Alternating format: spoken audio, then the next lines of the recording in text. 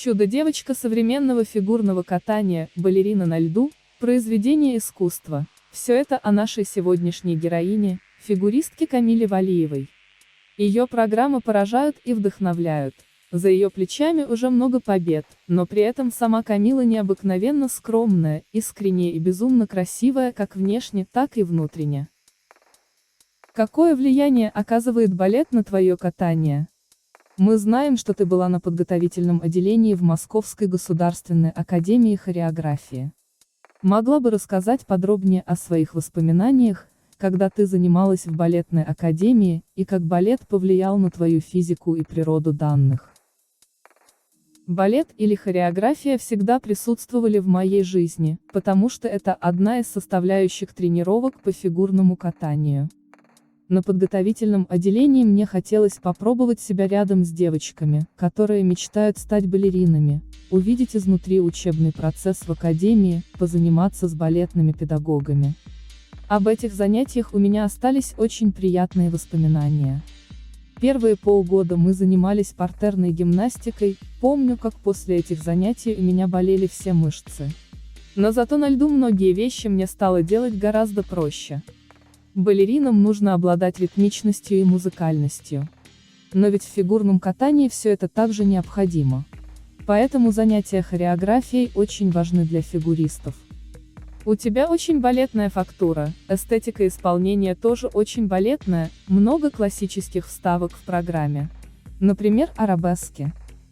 На этом делается акцент хореографом и тобой, или это естественным образом уже проявляется? Фактура балерины проявляется, вероятно, потому, что у меня есть балетные данные.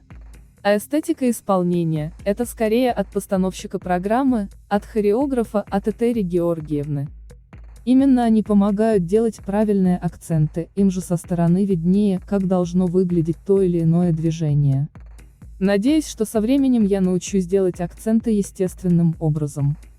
Но когда ты изо дня в день повторяешь одно и то же, то заученные движения постепенно становятся твоей сутью, ты начинаешь их чувствовать. В твоей короткой программе этого сезона все до мельчайшей степени музыкально. Акценты все в ноты. Как вы с тренерами добиваетесь такой филигранности? Расскажи про отношение к нюансам и деталям со стороны Этери Тутберидзе. Потому что создается впечатление, что отработано все с установкой, что нет проходящих движений и каждое движение должно быть выполнено осмысленно и с эмоцией. Про короткую программу вы совершенно правильно подметили, что отрабатывается все с установкой, что нет проходящих движений, ведь птицы не машут крыльями беспорядочно. Так и у нас, каждое движение должно быть выполнено осмысленно, с эмоцией и музыкально.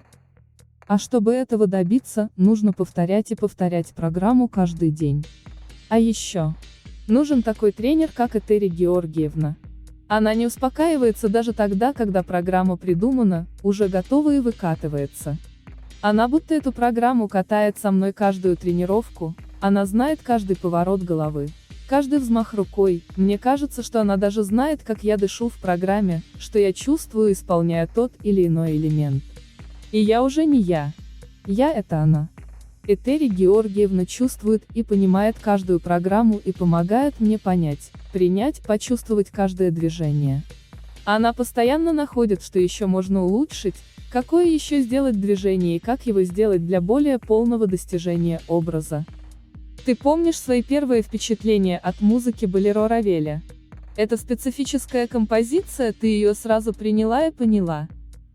Когда я первый раз услышала музыку болеро, подумала: а как это можно катать? Я не поняла, о чем эта музыка. Композиция достаточно монотонная, ритм с помощью барабана повторяется десятки раз, причем не изменяясь. Только оркестровка и увеличивающийся темп делает эту музыку оригинальной. Тренеры мне объяснили, что я буду изображать змею. Некоторые считают, что болеро, может быть, рановато для тебя. Как ты сама себя видишь в этом произведении? Если бы мне поставили болеро в традиционном варианте, то можно было бы говорить о том, что мне рано исполнять программу под это произведение. Но мне придумали образ под эту музыку, который я в своем возрасте могу передать. Я верю выбору тренеров. веря в то, что они мне помогут справиться с этой программой. У тебя часто классическая и неоклассическая музыка в программах.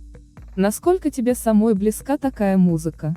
И если бы ты описывала свой внутренний мир в музыкальном произведении, какую композицию бы выбрала? Именно классическая и неоклассическая музыка мне очень близка, недаром Этери Георгиевна и Даниил Маркович именно такую мне и предлагают для программ. Если бы для описания моего внутреннего мира нужно было выбрать какую-то одну композицию, то вряд ли я смогла бы это сделать. Ведь внутри всегда рождается разная музыка. Это зависит от настроения, от окружающих людей, от картин природы перед глазами, от ощущения радости, грусти, печали или абсолютного счастья, от тишины за окном, от луны на ночном небе, от радуги, от падающих снежинок или капель дождя, от аромата кофе, от улыбки Этери Георгиевны, от шуток Даниила Марковича, от голоса Сергея Викторовича, от аплодисментов зрителей, от замирания сердца перед выходом на старт, от скрипа льда под лезвием конька. Это всегда разные эмоции и разная музыка в душе. Какое место искусство занимает в твоей жизни?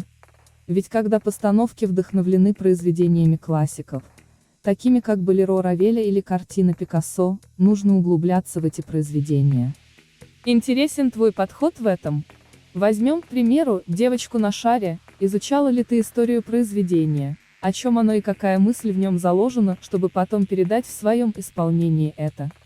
Интересен подход к эмоциональному созданию твоих программ? Однажды я прочитала высказывание Микеланджело Буонаротти. Искусство ревниво. Оно требует, чтобы человек отдавался ему всецело. Пока я всецело отдаюсь фигурному катанию. Но искусство занимает огромное место в жизни Даниила Марковича и Этери Георгиевны, они вдохновляются музыкой, картинами, спектаклями, фильмами при создании программ. Я пока не участвую в процессе выбора музыки или сюжета, только могу сказать, нравится мне идея и музыка или нет. И я являюсь их соавтором только как исполнитель. Чтобы я смогла верно передать задуманное, они рассказывают мне идею программы, какие мысли и чувства я должна передавать своим катанием. Конечно, я читала о картине Пикассо «Девочка на шаре», смотрела ее в ГМИ имени Пушкина. «Девочка на шаре» — это картина из розового периода творчества Пикассо потому, что в ней преобладает розовый цвет. Но в картине также видны отголоски и прошлого голубого периода творчества. Синий цвет Пикассо использовал, чтобы показать пустоту, бедность, безнадежность, печаль. Девочка-акробатка, изображенная на картине, радуется тому, что у нее получается сложный трюк. Она пока не способна понять, насколько тяжела жизнь бродячего циркового артиста. Этери Георгиевна и Даниил Маркович вкладывали в программу немного другую мысль. Наверное, они это делали, учитывая мой возраст. Они придумали такой сюжет, который мне был совершенно понятен. Это программа о том, как оживает картина, девочка сходит с полотна и попадает в наш мир. Этот мир прекрасен, он ее очаровывает, манит, но ей приходится возвращаться назад, в картину. В цвете костюма совершенно не было ничего розового, преобладали сине-серые тона. Эта палитра цветов помогала передавать скоротечность времени, которое провела девочка в прекрасном мире, непрочность ее существования в нем, несправедливость и невозможность пребывания среди нас. Когда ты готовила «Болеро», кем вдохновлялась при подготовке, смотрела ли постановку Бежара или других хореографов? Конечно, первым делом я нашла и посмотрела программы фигуристов на музыку «Болеро». Джейн Торвилл, Кристофер Дин, Татьяна Навка-Роман-Костомаров, Каролина Костнер, Елизавета Туктамышева, Евгения Тарасова, Владимир Морозов. Потом балетные спектакли с лучшими танцовщицами мира. Майей Плесецкой, Дианой Вишневой, Сильви Гилем. Все они поражают своей энергией и страстью. Бежар говорил, что «Болеро» — это история желания. Но моя произвольная программа совершенно о другом. Как помните, у Елены Родионовой была программа на музыку из фильма «Анна Каренина». Но она не была в этой программе Анной, она изображала лист, который ветер сорвал с дерева. Евгения Медведева сказала, что ты очень-очень много работаешь. Расскажи, пожалуйста, что ты больше любишь, тренироваться или выступать? И почему? Я думаю, что Евгения тоже много работала, когда готовилась к серьезным и значимым для нее стартам. Просто в нашей группе мало никто не работает. А что мне нравится больше? Тренировки или соревнования? Мне нравятся и соревнования, и тренировки. Топ-3 советов от Этери Тутберидзе, сказанные тебе, которые ты запомнишь на всю жизнь. Слова Этери Георгиевны – это очень личное, они сказаны только мне, и поэтому я не могу их делать достоянием для всех. Могу сказать только одно: выходя на лед на соревнованиях, я точно знаю, что. Первое, она сделала все возможное, чтобы я выступила хорошо. Второе, она верит в меня. Третье, стоя за бортиком, переживает за меня.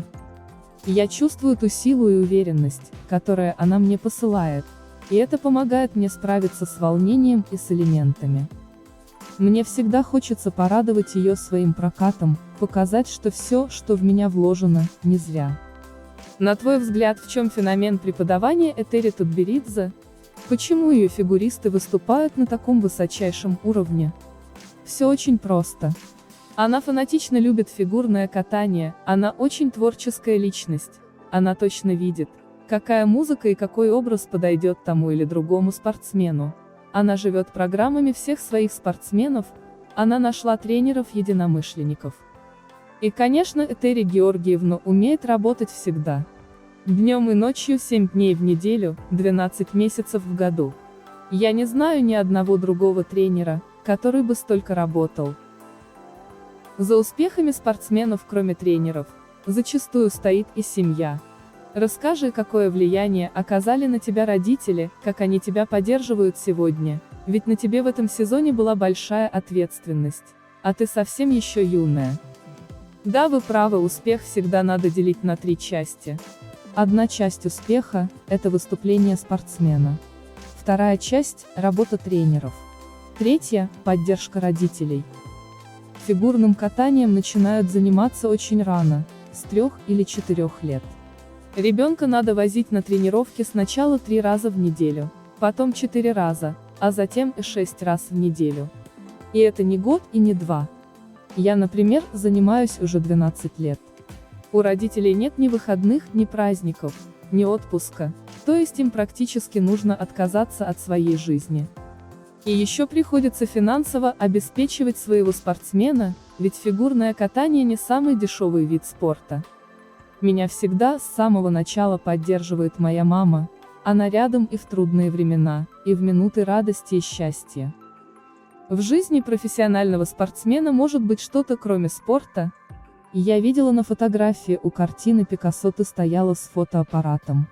Это твое увлечение, ты фотографируешь. В жизни профессионального спортсмена, который еще и учится, просто нет времени ни на что, кроме спорта и учебы. Конечно, я бы хотела профессионально научиться фотографировать, танцевать современные танцы разных направлений, ходить в театры, музеи, на выставки, много путешествовать, изучать иностранные языки, читать книги, возможно, рисовать или гонять на мотоцикле. Но все это и многое другое потом. Сейчас только фигурное катание. И учеба в школе. И последнее, с каким настроем ты сегодня смотришь вперед? Смотрю вперед с верой в то, что все, в чем я нуждаюсь, придет ко мне в нужный день и в нужный час.